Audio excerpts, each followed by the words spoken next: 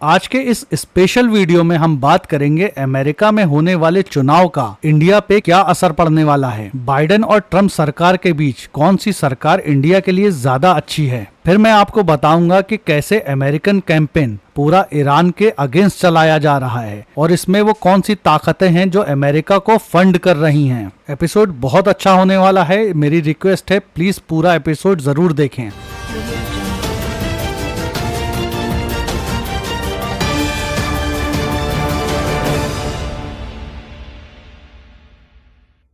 America में भारत के लिए दोनों ही पार्टियों के अलग अलग फायदे हैं, लेकिन आमतौर पे देखा यह जाता है कि चाहे वो रिपब्लिक पार्टी हो या डेमोक्रेटिक पार्टी हो, दोनों ही पार्टियां भारत के साथ रिश्ते बनाने में मजबूत कोशिश करती हैं, क्योंकि अमेरिका इलेक्शन में भारतीयों का बहुत योगदान रहता है।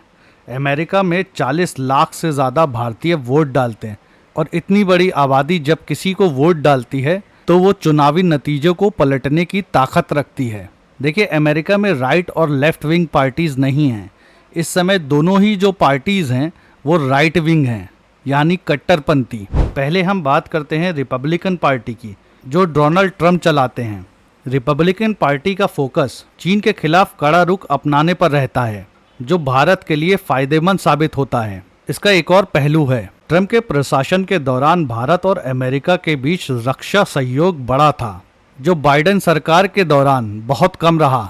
उसकी जो सबसे बड़ी वजह बताई जाती है वो 2020 में नमस्ते ट्रम्प कार्यक्रम है, जो गुजरात की अहमदाबाद सिटी में हुआ था। ये इवेंट 100 करोड़ रुपए से ज्यादा का था। ट्रम्प सरकार के गिरने के बाद इस इवेंट का भारत को कोई फायदा नहीं हुआ, क्योंकि इससे पहले अमेरिका में एक कार्यक्रम हुआ था हाउडी मोदी, जिसमें मोदी सरकार ने ट्रम्प सरकार के लिए वोट की मांग की थी भारतीय मूल के लोगों से। इसी कार्यक्रम की वजह से बाइडेन सरकार हमेशा भारत सरकार से नाराज रहती है। अभी हाल ही में कनाडा का मुद्दा आपको याद होगा, जिसमें जस्टिन ट्रूडो का साइड लेते हुए अमेरिका ने भारत को खूब हड़काया है, जबकि इस मुद्दे पर भारत का स्टैंड बहुत ही स्ट्रांग रहा है। अब हम बात करते हैं डेमोक्रेटिक पार्टी की, जो बाइडेन चलाते हैं।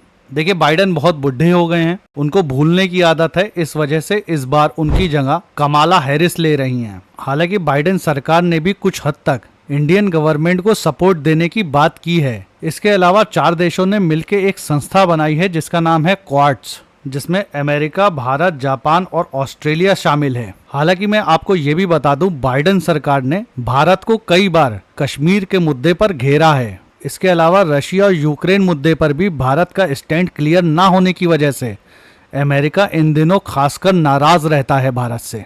आपके हिसाब से भारत के लिए कौन सी पार्टी अच्छी रहेगी, ये मुझे कमेंट में बताएं। अब बात करते हैं अमेरिका में होने वाले इलेक्शन के लिए असली मुद्दे क्या हैं। अगर आप अमेरिका में होने वाले इलेक्शन के पूरे चुनाव कैंपेन को देखें तो आपको पता चलेगा इस बार का कैंपेन पूरा ईरान के अगेंस्ट चलाया जा रहा है, जिसमें इजराइल को भारी मात्रा में हथियार से सपोर्ट देने की बात की जा रही है। एक तरफ कमला हैरिस का कहना है कि हम ईरान पे प्रतिबंधों को और बढ़ा देंगे, तो दूसरी तरफ डोनाल्ड ट्रम्प का कहना है कि हम ईरान का नक्शा इस दुनिया के मैप से हटा देंगे। लेकिन जब ये दोनों पार्टी मुस्लिम्स वोटर्स के पास जाती हैं तो कहती हैं हम मिडिल ईस्ट में शांति लाएंगे। अब आपको मैं पहले भी बता चुका हूँ कि इन दोनों पार्टियों के लिए यहूदी लॉबी बहुत जरूरी है, जो अमेरिकन इलेक्शन को फाइनेंस करती है।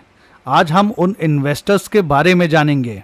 देखिए, आपकी स्क्रीन पे इस समय इजराइल के सबसे बड़े paper the times of Israel की एक रिपोर्ट है। आपकी स्क्रीन पे जो व्यक्ति हैं, इनका नाम है टॉम ट्रेलर। ये इस बार के इलेक्शन में सबसे बड़े इन्वेस्टर हैं, जो एक यहूदी हैं। इन्होंने इजराइल को सपोर्ट करने के लिए $80 मिलियन डोनेट किया है। देखिए, इस सूची में एक और बड़ा नाम शामिल है। इनका नाम है डोनाल्ड सोलेमन, जिन्हें जॉर्ज सोरस के साथ डेमोक्रेट्स को दान देने के लिए रिपब्लिकन की आलोचना झेली है। रिपब्लिकन मतलब डोनाल्ड ट्रम्प की पार्टी ने इनकी आलोचना की है। वही मीरियम और शेल्डन एडरसन, जो सूची में 5वें नंबर पे हैं, इन्होंने भी डोनाल्ड ट्रम्प की पार्टी की हेल्प की है।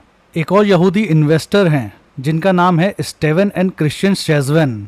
इन्होंने रिपब्लिकन को जो अब की अमाउंट दिया है वो $28.4 मिलियन है, और इस बार डेमोक्रेट्स को जो अमाउंट दिया है वो $8,400 मिलियन का है। आपकी स्क्रीन पे इस समय जो जोड़ा है ये भी डेमोक्रेट्स के इन्वेस्टर हैं, यानी जो बाइडेन के। इन्होंने इस इलेक्शन के लिए डेमोक्रेट्स पार्टी को 21 मिलियन डॉलर्स डोनेट किए हैं। देखिए ये सूची बहुत लंबी है, इसमें कई ऐसे यहूदी डोनर भी हैं जो अपना नाम लेना नहीं चाहते। इसमें एक कंपनी ऐसी भी है जो इस दुनिया की हर कंपनी को ओन करती है।